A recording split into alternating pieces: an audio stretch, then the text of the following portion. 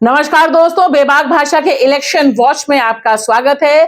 तीसरे चरण का मतदान और 3 सबसे बड़े लेसन उसके ये हैं कि जो भाजपा के नहीं उनका वोट डालना बहुत मुश्किल, और दूसरा सबक यह कि मोदी जी और उनकी पूरी ब्रिगेड सिर्फ और सिर्फ राम के नाम पर या मुसलमानों से नफरत के नाम पर या झूठ के नाम पर ही वोट डालेगी।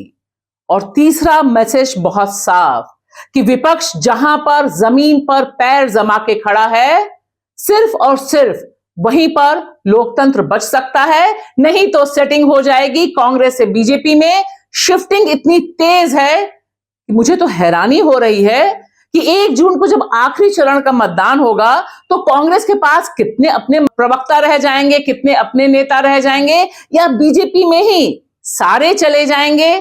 कम से कम देश की राजधानी दिल्ली में जिस तरह से कन्हैया कुमार ने अपनी बैटिंग शुरू की है, अपना चुनाव प्रचार शुरू किया है और उसके पक्ष में बड़ी संख्या में नौजवानों की टीम उतरी है, उसने भारतीय जनता पार्टी को बहुत भीतर तक परेशान किया है। लेकिन लाख टके का सवाल यही, आप कुछ भी चाहें, अगर आप वोट नहीं दे पाए तब फिर आपके चाहने का मतलब ही क्या रह गया है।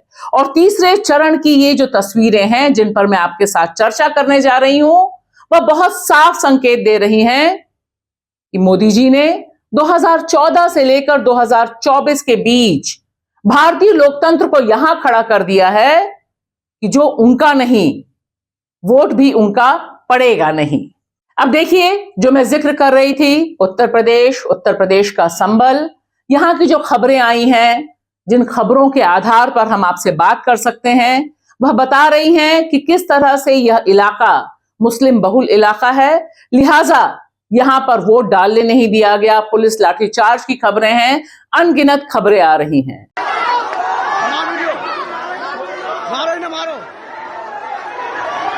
बता के हल करा देखो भाई, वोटबाजी में बता के हल करा देखो नीचे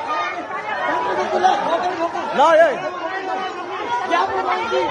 वो नीचे को बना बता रहे देखो भाई, वोटबाजी में बता के हल करा नीचे ला ये वो नीचे को बना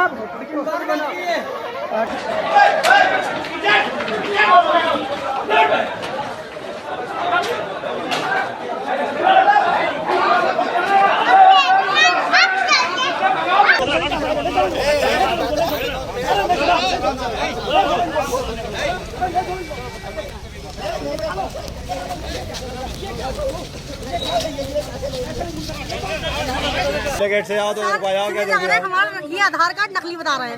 हम सुबह से आए हैं, अभी आए हैं घर का काम निपटा के, तो हमें अंदर ही नहीं आए दे रहे।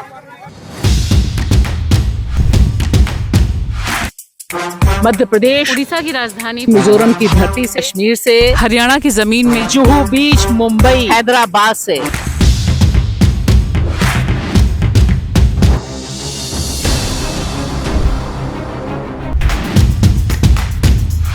और इसी से जोड़कर मैं चाहूंगी कि आप सुने कि अखिलेश यादव क्या कह रहे हैं।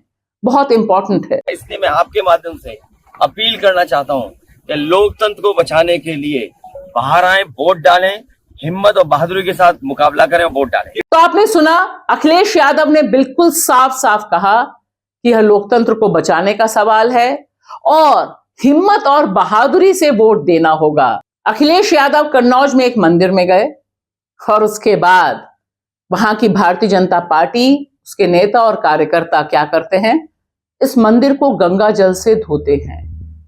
दरअसल यह है उनका ओबीसी प्रेम।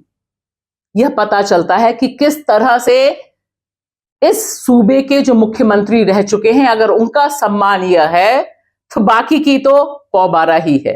ये घबरा गए, बौखला गए हैं, और जो आदमी खिसियाता है, जो हारने लगता है, वही ये हरकत कहता है।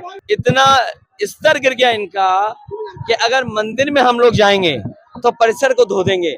याद रखे बीजेपी, आज तुमने परिसर धोया है, जनता तुम्हें वोट डाल करके ऐसा धोएगी कि दोबारा नहीं लौटोगे। मोदी जी ने अब यह बता दिया है कि अगर आप मोदी जी के लिए वोट नहीं देने जा रहे, तब आपको बहुत हिम्मत की जरूरत पड़ेगी और बहुत ही बहादुरी की जरूरत पड़ेगी, तभी आप अपना वोट कास्ट कर पाएंगे, यानी मतदान कर पाएंगे। वरना सारा सिस्टम बिल्कुल उनके तर्ज पर जयराम जी की कहेगा आपको, कभी डंडे बरसाएगा, या कभी देखिए गुजरात से आई है खबर जहां 700 मछुआरों के, क्योंकि वह मुसलमान हैं, उनके नाम ही हटा दिए गए, उससे पहले उनके घर गिराए गए थे। इस तरह की अनंत कथाएं हमारे बीच में मौजूद हैं, चल रही हैं।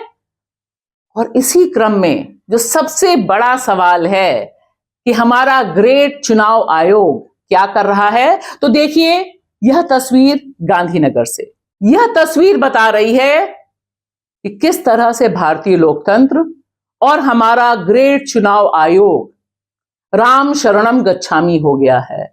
गांधीनगर में खुलेआम पोलिंग बूथ के आगे भगवान राम का कटआउट लगाना, मैसेज बहुत क्लियर है। और थोड़ी सी भी दुविधा आपको हो अगर, तो देखिए मोदी जी की प्रिय स्मृति ईरानी जी जो अमेठी से चुनाव लड़ रही हैं, वह किस तरह का दुष्प्रचार कर रही हैं कांग्रेस के खिलाफ। वे सीधे सीधे कह रही हैं कि अगर कांग्रेस आ जाएगी तो वापस बाबरी मस्जिद आ जाएगी। राम मंदिर को कोई आंख दिखाए, आप आंख दिखाने दोगे? और मोदी अगर नहीं होते तो राम मंदिर बनता? और मामला यही रुकता नहीं। ध्यान से देखिए प्रधानमंत्री नरेंद्र मोदी वे चुनावी रैली में क्या कहते हैं। साफ साफ राम के नाम पर वोट मांग रहे हैं और कह रहे हैं कि अगर कांग्रेस आई तो फिर क्या करेगी, बाबरी मस्जिद वाला ताला लगा देगी राम मंदिर पर। मोदी को 400 सीटें चाहिए ताकि कांग्रेस अयोध्या में राम मंदिर पर बाबरी ताला ना लगा दे। अरे मोदी जी, अब तो हद ही हो गई है। 10 साल का क्या काम आपने किया, इतने दावे थे, इतनी गारंटियां थी, आप तो खुद ही भूल गए। एक भी चुनावी रैली में आपने उसका जिक्र नहीं किया। असल बात यह है कि आपको पता है कि जमीन पे परेशानी है, मतदाता परेशान है, इसलिए सिर्फ और सिर्फ धर्म धर्म और धर्म। और इसी क्रम में आप देखिए जो आरक्षण को लेकर एक फर्जी खबर, फर्जी डर पैदा करने की कोशिश भारतीय जनता पार्टी की तरफ से कर रही है। इसमें उनके कई छुपे हुए सिपह सलार भी कूद पड़े हैं, मंडल कमंडल आदि इत्यादि, आप देख ही रहे हैं उनको, जो बता रहे हैं कि किस तरह से दरअसल कांग्रेस ही आरक्षण के खिलाफ है। तो मोदी जी को सिर्फ अपने प्रचार पर भरोसा नहीं है, उनके प्रचार तंत्र में अनगिनत लोग शामिल हो गए हैं। और देखिए एक के बाद एक जिस तरह के प्रचार वीडियो बनाए जा रहे हैं, सिर्फ और सिर्फ नफरत के आधार पर फैलाने वाले, उनका प्रचार प्रसार बिल्कुल बेलगाम जारी है। और इसी क्रम में देश के कॉन्स्टिट्यूशन पर भी चर्चा है। इसमें मोदी जी लगातार कह रहे हैं कि कांग्रेस दरअसल देश के कॉन्स्टिट्यूशन को बदलना चाहती है, लेकिन उनके अपने ही डिप्टी सीएम, सुनिए इनको, ये राजस्थान की डिप्टी सीएम है और साफ साफ कहती हैं कि उसमें क्या है, कॉन्स्टिट्यूशन तो पहले भी बहुत बार बदला गया है, जरूरत होगी तो हम बदलेंगे ही। सुनिए दिव्या कुमारी। अगर हम चाहते हैं कि विश्व की नंबर 1 अर्थव्यवस्था बने तो उसके लिए जरूरी है कि हम लोग, हमारे जो पुराने कानून थे, पुरानी बहुत सारी चीजें हैं जिनको बदलने की आवश्यकता है, जो कि मोदी जी करेंगे। ऐसे बहुत सारे डिसीजंस आगे भी लेने हैं ना, लेने हैं बिल्कुल। तो मामला सिर्फ दिव्या कुमारी तक का ही नहीं है, मामला बहुत व्यापक है। मामला बहुत साफ साफ यह है कि देश के कॉन्स्टिट्यूशन को बदलने की जरूरत पड़ेगी या नहीं पड़ेगी। और यह इसलिए इंपॉर्टेंट है क्योंकि 2024 के चुनाव में देश के 2 मुख्यमंत्री जेल में हैं। अब देखिए दिल्ली के मुख्यमंत्री अरविंद केजरीवाल जेल में हैं, उन्हें बेल नहीं मिल रही, बाहर नहीं आ पा रहे, सुप्रीम कोर्ट सीधे सीधे फैसला नहीं ले पा रहा। लेकिन देखिए ये 2 बाहुबली, एक पर हत्या का आरोप है और दूसरे पर है रंगदारी वसूलने का, अनंत सिंह और धनंजय सिंह। ये जिस तरह से बिहार में पैरोल पर बाहर आते हैं और उसके बाद जिस तरह का काफिला चलता है और जिस थिथरई के साथ ये इंटरव्यू पे इंटरव्यू दे रहे हैं, वह बताता है कि दरअसल लोकतंत्र में पावर का मतलब क्या होता है। कौन बनेगा मुख्यमंत्री 2025 में? नहीं जानते हैं। नीतीश कुमार है तो अब आखिर पड़ जाए नीतीश कुमार को ढाके हम ले ले हैं ऐसे पागल वाला बातचीत कर। क्योंकि वहां पर अब भाजपा की सरकार है, इसलिए ये इस तरह का प्रचार तंत्र कर पा रहे हैं। और अरविंद केजरीवाल और हेमंत सोरेन, झारखंड के जो मुख्यमंत्री हैं, वे दोनों जेल में हैं।